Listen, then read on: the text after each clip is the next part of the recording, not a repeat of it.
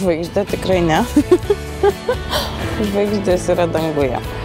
Kiekvienas iš mūsų mes esame individualybės ir atskiros planetos.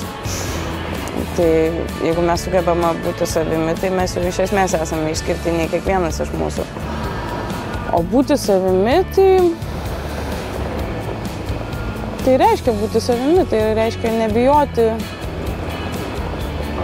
nebijoti galvoti tai, ką tu galvoji, nebijoti sakyti tai, ką tu galvoji. Nebijoti. Aš niekada nesu prieš tai, kad žiūrėti, ką veikia kiti, nes vėlgi tas, ta prasme, čia lygiai taip pat kaip ir stebėti žvaigždės danguje, ta prasme, tai yra labai įdomu ir ta prasme, vėlgi, tai yra savišvieta. Dėl to aš tikrai linkiu stebėti, ką veikia kiti, bet tas, mes galime mokytis iš tam tikrų žmonių, ką jie veikia, bet svarbiausia yra nepamiršti, kad tu niekada nebūsi kitas ir jeigu tu nori būti visgi tas išskirtinis, tai tu turi nebijoti būti savimi.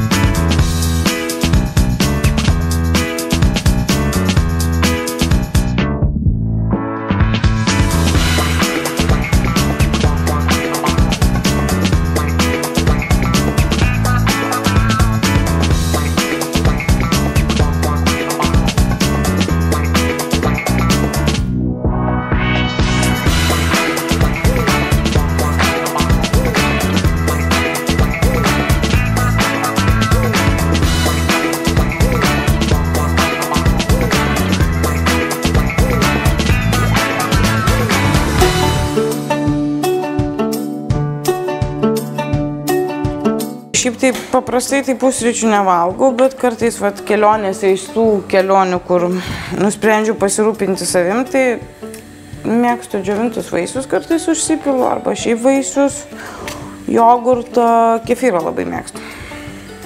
Tai va čia tokie būna dažniausiai. O kai pradedu rūpinti savo skrandžiu, tai dar užsipilu džiovintus vaisius su linų sėmenim.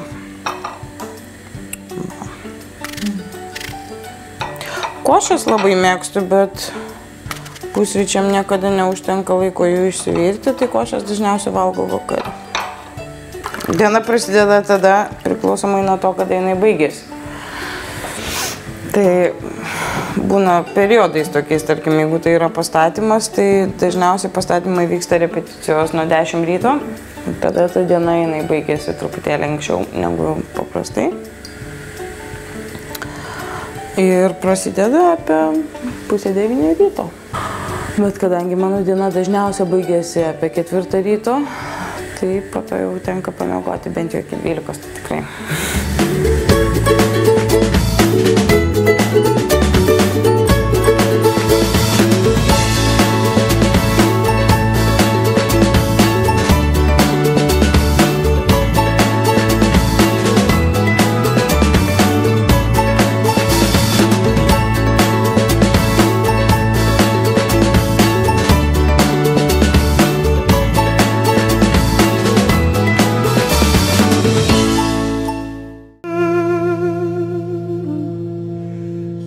Kada tu savo pati esi graži?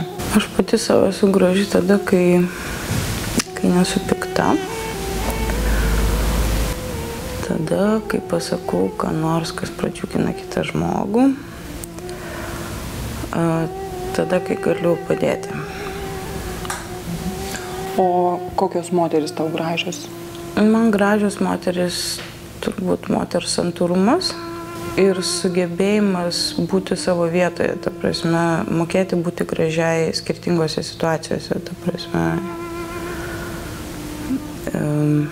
išmintis matyti. O vyrai, kokie vyrai tau gražus? Humoro jausmas be galo svarbu man.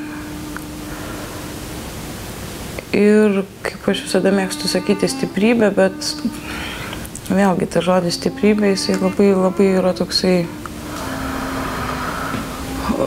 plačiabriaunis, sakyčiau, humoro jausmas ir stipriausią moterį, kai šalia gali jausti saugus. Pakalbėkime apie tavo profesiją. Kodėl, kaip manai, Lietuvoje opera nėra tokia populiari? Na, visų pirma, aš negalėčiau pasakyti, kad jinai tikrai nėra populiari.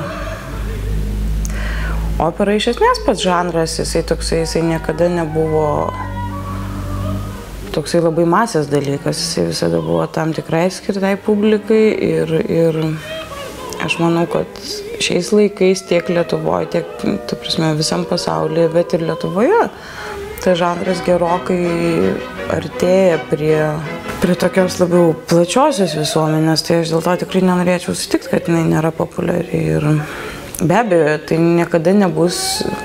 opera niekada nebuvo populiarusis žanras, tai tiek, kiek jinai sugebėjo priartėti prie viso to, tai aš manau, kad tai yra pakankamai didelis pasiekimas. Bohemiečiai labai stipriai priartino operą prie jaunų žmonių. Savo galbūt, net nenorėčiau sakyti, nes naujoviškų pastatymų yra labai daug. Aš manau, kad galbūt labiausia jaunų kolektyvų. Jaunų ir tokių ne visai standartinių. O pavyzdžiui, kaip manai, jeigu, tarkim, mokyklose būtų truputėlį daugiau dėstoma vaikams apie klasikinę muziką, operą, ar tai taptų jų dalimi? Aš nežinau, kiek mokyklose reikėtų šnekėti apie tai, kad nustelbti, tarkim, visą televizijos darbą, kur vaikai vis tiek sėdi prie televizijos ir televizija kalba visai kitus dalykus. Tai nustelbti viso šito, aš manau, kad mokyklos yra absoliučiai bejėgės.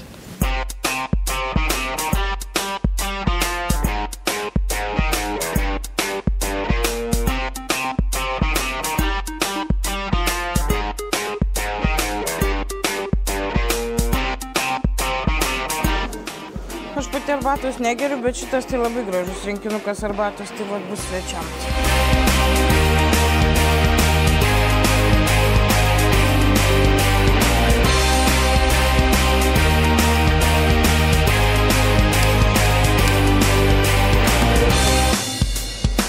Toks variantas pelėka automantinka, čia peleninė.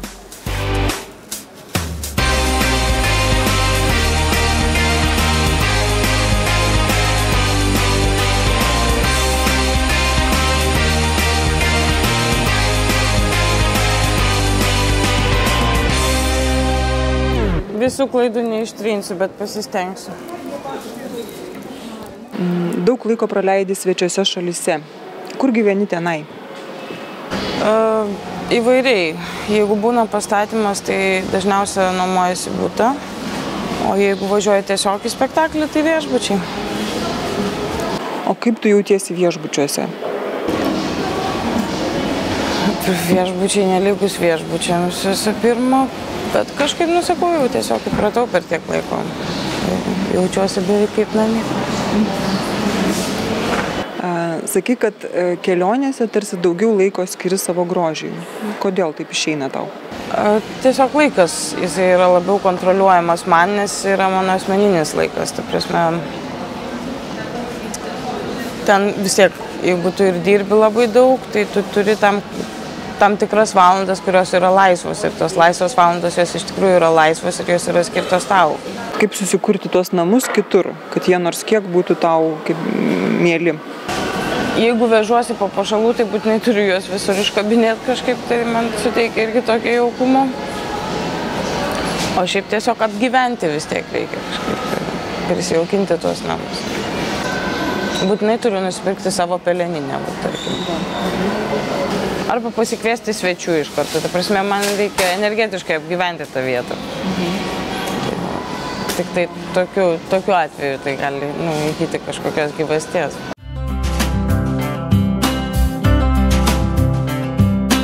Šiandieną interjero dizaino tendencijos yra orientuotos į patogų, individualų ir netradiciniais deriniais suderintą būstą. Viename būste gali būti derinami keli interjero dizaino stiliai. Turkio, dramblio kaulo, koraliniai ar žemės atspalviai gali būti derinami su švelnios ar natūralios tekstūros audiniais. Siekiant sukurti individualų ir stilingą būstą, siūlyčiau naudoti ir pirkti minkštus gobeleninius baldus, įdomias interjero detalės, derinti raštuotas bei blizgias tekstūras. Ir manau, tuomet rezultatas bus puikus. Aš kurdama interjerą visą laiką pasikliauju savo nuojautą. Taip, kad linkiu jums taip pat patikėti savimi ir būkite kūrybiškos, daugiau improvizuokite ir rezultatas bus puikus. Mielos moterys, sveikinuosi su jumis iš naujos Elandeko parduotuvės Akropolyje. Rudeninės nuotaikas galite praskaidrinti pas mus. Čia rasite mielų interjero detalių savo namams, mielų dovanėlių, džiugių staigmenų savo artimiesiems ir draugams. Pati esu moteris ir puikiai žinau, kad kiekviena detalė mums yra svarbi. Spalvotas gražus puodelis ryte geriant kavą gali nuteikti džiugiai visai dienai. Noriu atkreipti jūsų dėmesį į šias originalias dekoracijas, kurios puikiai tiks jūsų namų interjere, dovanai ar biurui.